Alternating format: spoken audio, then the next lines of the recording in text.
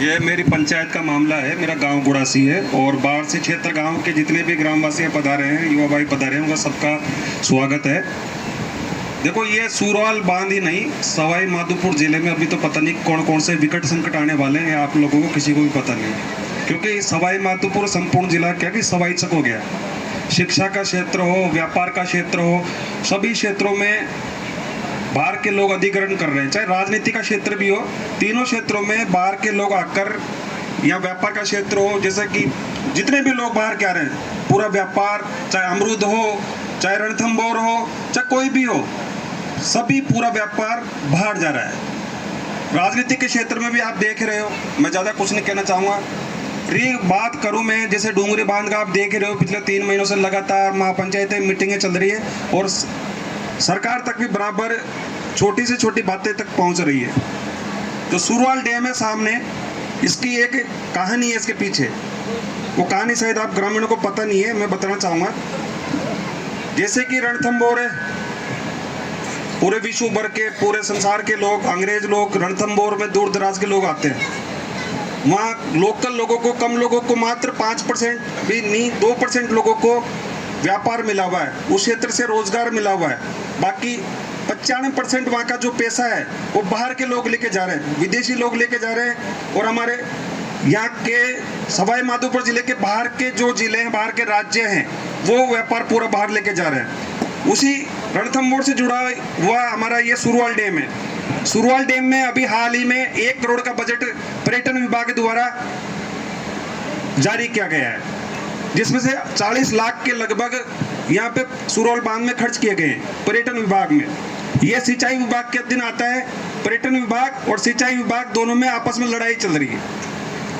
पर्यटन विभाग ने 1 करोड़ में से 40 करोड़ रुपए खर्च किए हैं। उधर आपने इन्होंने एक बनाया बर्ड विहार, पक्षी विहार, जिसमें इन्होंने वॉच टावर बनाया, एक कम्युनिटी हॉल का निर्माण कराया और बाकी के पैसों को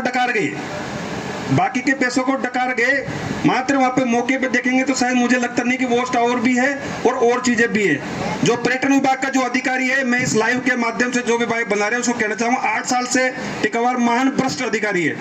इतना बड़ा अधिकारी कि 8 साल से लगातार एक ही विभाग में, जिले में टिका हुआ है। ना कांग्रेस सरकार उसको हटा सकी, ना ही बीजेपी सरकार हटा सकी। बात करो हमारे 2 विधायकों के, कांग्रेस और बीजेपी। हमारे जो रामड़ी पंचायत है, इसका भला न कांग्रेस ने किया न इसका भला बीजेपी ने किया, दोनों ने नहीं किया। मैं पिछले 10 साल से देखता हूँ, आज मेरे को बोलने का मौका मिला मेरे ग्राम पंचायत के अंदर, तो मैं चूकूंगा नहीं, क्योंकि कई लोगों को पता नहीं है, हमारे ग्रामीण भाइयों को पता नहीं है, हमारे युवा भाई को पता नहीं है। तो यहाँ पे जो सूरवाल डैम है, इसको पर्यटन स्थल बनाया जा रहा है। धीरे धीरे सिंचाई विभाग ने 11 फीट से इसका 15 फीट करके 16 फीट बढ़ा दिया। अरे आप लोगों को पता होना चाहिए था, कभी बांध का निर्माण कार्य चल रहा है, इसको फिट बढ़ाया जा रहा है तो जूत मारने चाहिए थे उस टाइम पे। सभी चीज समस्याओं का हल ठीक है, हम सभाएं करते हैं, महापंचायत करते हैं, वो ठीक है, लेकिन अगर अपन को दिख रहा है कि विकट संकट आ रहा है तो डंडे का बल प्रयोग भी करना जरूरी होता है। क्योंकि गांधीवादी तरीके में तो ठीक है, लंबा धरना प्रदर्शन चल सकता है, महापंचायतें चल सकती है, लेकिन कभी कभी भगत सिंह भी बनना पड़ता है, क्रांतिकारी भी बनना पड़ता है। तो ये सूरवाल डैम यहाँ पे पर्यटकों को, यहाँ नौका विहार, बर्ड विहार, काफी सारी चीजें, अंग्रेजों को, फॉरेनरों को लाने का प्लान बन रहा है कि इसका बढ़ाऊ क्षेत्र, क्षमता क्षेत्र इसका ज्यादा कर दे, ताकि यहाँ वोटिंग भी चलाई जा सके। क्योंकि नगर हमारा जिला मुख्यालय के सबसे पास में पड़ता है, 6 किलोमीटर दूर ये पड़ता है। यहाँ पर आराम से पर्यटन की इकाइयों को बढ़ाने के लिए इनका प्लान चल रहा है। तो कोई भी सरकार अपनी योजनाएं जो चलती है, उन योजनाओं को धीरे धीरे चलाते हैं, वो एक बार नहीं बताते। जैसे कि डूंगरी बात कह रहे, पहले कहा कि 7 गाँव आएंगे, आज राजस्थान पत्रिका ने छापा कि 35 गाँव के करीब आएंगे। 35 गांव नहीं, 350 से ज्यादा गांव डूबेंगे डूंगरी बांध में। क्योंकि हमने देखा, बिसलपुर बांध देखा, अब ईसरदा बरानी, ईसरदा जब भराव क्षेत्र हो जाएगा, ईसरदा के जो गांव विस्थापित हुए हैं उनसे जाके दर्द पूछो। जंगल से जो हमारे रणथंभौर से जो विस्थापित हुए हैं, जो गांव 10-12 गांव जो विस्थापित है, उनकी हालत पहले जोरदार थी। सभी के घरों में भैंसें थी, गायें थी, अच्छे घरों में रह रहे थे। और अभी हालत आप देखो, आनंदीपुरा, गिरिराजपुरा, जो पन्नी बीन के, कचरा बीन के काम चला रहे हैं, ऐसी हालत हो रही है। भाई आपकी पहली पीढ़ी टापरे में रहती थी, दूसरी पीढ़ी पेटोर में आ गई, तीसरी पीढ़ी ने आके मकान बनाया, तो 3 पीढ़ी लग गई मकान बनाने में। तो अब हमारे मकान संपदा, हमारे पूर्वजों की खेत खलियान, इनको कैसे छोड़ के जाएं? सरकार ये जानती है कि कमजोर वर्ग कौन है, किसान वर्ग, तो उसी के ऊपर जुर्म लाया जाता है, उसी को बेवकूफ़ बनाया जाता है। 75% कृषि प्रधान देश है। बचपन से पढ़ाते पहली क्लास से हमें कि हमारा देश कृषि प्रधान देश है, 75% कृषि वर्ग निवास करता है। लेकिन राजनीति जो होती है, इनको चुनाव के टाइम पे लॉलीपॉप पकड़ा दिया जाता है, जिससे बेचारे सीधे साधे ग्रामीण हमारे भाई होते हैं जो बेवकूफ़ बन जाते हैं और उन पर राजनीतिक रोटियां उनसे सेक ली जाती है। अभी आएंगे, बाद में बड़े बड़े नेता आएंगे डूंगरी बांध के अंदर। अभी तो जैसे ग्रामीणों द्वारा, युवाओं द्वारा, जो क्षेत्र गांव के पीड़ित भाई है उनके द्वारा बार बार महापंचायत की जा रही, कोई भी नेता उसमें मौजूद नहीं है अभी तक। जैसे जैसे माहौल बढ़ेगा वैसे बड़े बड़े नेता उसमें आएंगे, अपनी राजनीतिक रोटियां भी सेकेंगे।